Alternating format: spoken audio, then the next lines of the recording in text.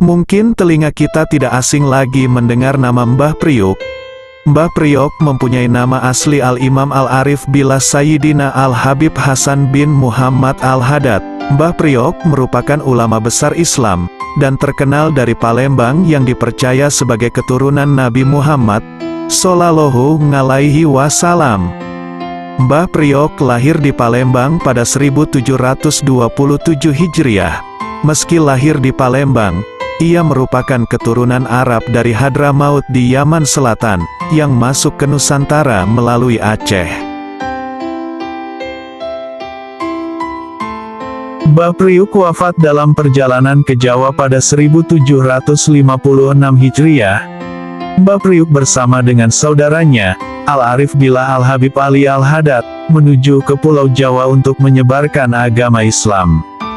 Hingga kini, makamnya yang terletak di Koja, Jakarta Utara, selalu ramai dikunjungi peziarah karena ia merupakan sosok yang dihormati sebagai tokoh yang gugur ketika melaksanakan tujuan mulia, yakni dakwah Islam ke Pulau Jawa.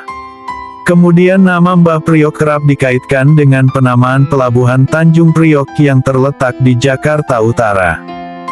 Apabila ditelusuri silsilah Habib Hasan bin Muhammad Al-Haddad, ia dipercaya sebagai keturunan Nabi Muhammad Sallallahu Alaihi Wasallam. Sebelum menjadi penyiar agama Islam, ia pun pernah belajar agama ke tanah leluhurnya di Yaman. Setelah itu, Mbah Priok menjadi seorang penyiar agama Islam yang sering melakukan perjalanan ke berbagai daerah untuk berdakwah. Bahkan beliau diyakini sebagai seorang wali yang memiliki kedekatan dengan Allah. Namun, selama 2 bulan pelayarannya, mereka harus menghadapi segala macam rintangan. Berdasarkan cerita legenda, salah satu rintangan yang harus dihadapi adalah armada Belanda yang bersenjata lengkap. Meski dihujani meriam, perahu mereka masih dapat selamat. Namun, rintangan lain yang berupa ombak besar datang setelahnya. Semua perlengkapan yang ada di kapal pun hanyut digulung ombak, hingga hanya tersisa alat penanak nasi dan beberapa liter beras saja. Setelah ombak pertama menyerang, ombak lebih besar kembali datang dan menghantam kapal mereka.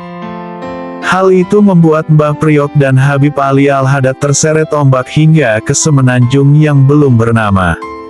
Ketika ditemukan, Mbah Priok sudah dalam kondisi tidak bernyawa.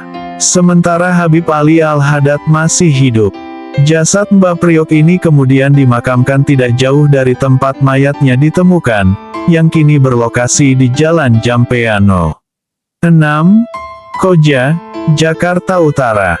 Untuk penanda, makam Habib Hasan diberi nisan berupa dayung dan diberi periuk di sisi makam. Dikaitkan dengan Tanjung Priok oleh beberapa sejarawan. Nama Mbah Priok kerap dikaitkan dengan penamaan Pelabuhan Tanjung Priok yang terletak di Jakarta Utara. Konon, dayung yang dibuat nisan makam Mbah Priok tumbuh menjadi pohon tanjung. Sementara periuk yang awalnya diletakkan di sisi makam hilang karena terseret ombak.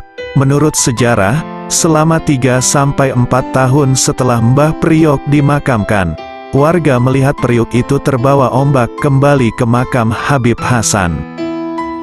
Dari kisah periuk dan dayung inilah kemudian lahir nama Tanjung dan Priok, yang kemudian menjadi nama kawasan Tanjung Priok. Namun, pendapat itu telah ditentang oleh para sejarawan yang menyatakan nama Tanjung Priok telah ada sejak abad ke-16, jauh sebelum kedatangan Habib. Nama Tanjung Priok justru terkait Aki Tirem, penghulu atau pemimpin daerah Warakas yang tersohor sebagai pembuat periuk. Sedangkan kata Tanjung merujuk pada kontur tanah yang menjorok ke laut atau tanjung. Dengan begitu, dapat disimpulkan bahwa Mbah Priok tidak memiliki kaitan dengan nama Pelabuhan Tanjung Priok. Sengketa makam Mbah Priok pada 2010, sempat terjadi tragedi berdarah karena lokasi pemakaman Mbah Priok disengketakan oleh PT Pelabuhan Indonesia II. Oleh sebab itu, perusahaan ini meminta kepada pemerintah daerah Provinsi DKI Jakarta untuk membongkar makam Mbah Priok. Untuk menindaklanjuti permintaan tersebut, dikirimlah Satpol PP oleh Pemda Jakarta ke Koja, tempat makam beliau. Warga Koja yang sudah mengeramatkan makam Mbah Priok pun berusaha menghalau mereka. Berawal dari sinilah maka terjadi bentrok antara warga Koja dengan Satpol PP. Pada akhirnya, makam Mbah Priok tidak jadi dipindahkan dan masih banyak dikunjungi oleh para peziarah dari berbagai daerah hingga kini. Dikutip dari berbagai sumber, salah satu dari sekian keajaiban di makam Mbah Priok terdapat mata air karomah yang ada di aula depan pemakaman. Kini air tersebut sudah disalurkan melewati pipa, sehingga peziarah dapat mengambilnya melalui keran dan dapat meminumnya secara langsung. Air ini pun memiliki rasa yang sedikit berbeda. Walaupun berada di daerah pantai, namun rasa air ini sama sekali tidak asin, dan tak pernah habis. Khasiatnya pun telah dibuktikan banyak orang. Dari kejadian tersebut sebagai bukti nyata, bahwa makam Mbah Priok merupakan makam waliullah yang seharusnya dijaga kehormatannya. Itulah cerita singkat tentang Mbah Priok. Apabila ada kesalahan dalam cerita, mohon maaf yang sebesar-besarnya, karena ini hanyalah sebuah cerita, yang belum pasti kebenarannya. Wallahu a'lam bishawab.